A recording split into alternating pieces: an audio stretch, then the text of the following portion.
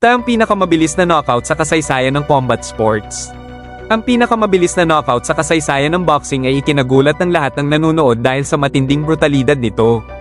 Wala pang nakaunawa sa nangyari, pagkapasok pa lang ng mga boksingero sa gitna ng ring, isa sa kanila ay agad nang nakahandusay at walang malay sa lona.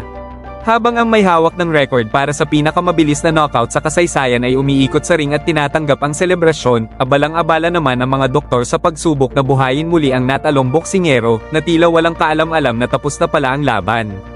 Ang ngiti niya ay nakakabahala, parang hindi pa rin niya alam ang nangyayari, patuloy pa rin sa pagsuntok na tila nawawala sa ulirat.